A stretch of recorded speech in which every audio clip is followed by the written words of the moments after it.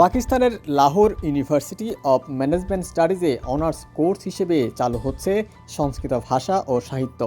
এখন থেকে এই বিশ্ববিদ্যালয়ে পুরোদস্তুর 4 ক্রেডিট কোর্স হিসেবে পড়ানো হবে সংস্কৃত ভাষা, গীতা, রামায়ণ, মহাভারত এবং সংস্কৃত ভাষায় লেখা অন্যান্য সাহিত্য। 1947 সালে দ্বিজাতি তত্ত্বের ভিত্তিতে ব্রিটিশ ঔপনিবেশিক শাসন থেকে স্বাধীনতা লাভের পর এই প্রথম পাকিস্তানের কোনো বিশ্ববিদ্যালয়ে সংস্কৃত ভাষা ও সাহিত্য পড়াশোনার কোর্স হিসেবে অন্তর্ভুক্ত হচ্ছে।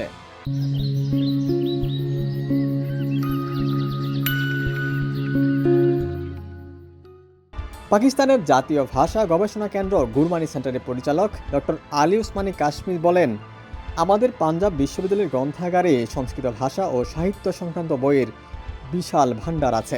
সেখানে এমনকি তাল পাতায় লেখা সংস্কৃত পুঁথিও আছে। ব্রিটিশ শাসনামলে তৎকালীন গবেষক জেসি আর উলনার এসব বই, প্রকাশনা ও পুঁথি সংগ্রহ করেছিলেন, কিন্তু 1947 সালের পর সেসব নিয়ে কোনো পাকিস্তানি গবেষক কাজ করেনি। কেবল বিদেশি গবেষকরাই এসব বই, প্রকাশনা তাদের নিজেদের গবেষণার কাজে ব্যবহার করেছেন। বিশ্ববিদ্যালয়ে কোর্স হিসেবে সংস্কৃত ভাষা চালুর ক্ষেত্রে অগ্রবর্তী ভূমিকায় ছিলেন ফারমান ক্রিশ্চিয়ান কলেজের সমাজবিজ্ঞান বিভাগের সহযোগী অধ্যাপক ডক্টর শহীদ রাশিদ।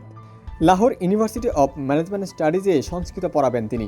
এ বিষয়ে তিনি বলেন, আমি অনলাইনে ক্যামব্রিজ বিশ্ববিদ্যালয় থেকে সংস্কৃত ভাষা ও সাহিত্যে কোর্স সম্পন্ন করেছি এবং এখনও পড়াশোনা অব্যাহত রেখেছি। তিনি বলেন, সংস্কৃত হলো পর্বতের মতো, এটি একটি সাংস্কৃতিক স্থিতিস্তম্ভ এবং আমাদের এটি গ্রহণ করা প্রয়োজন।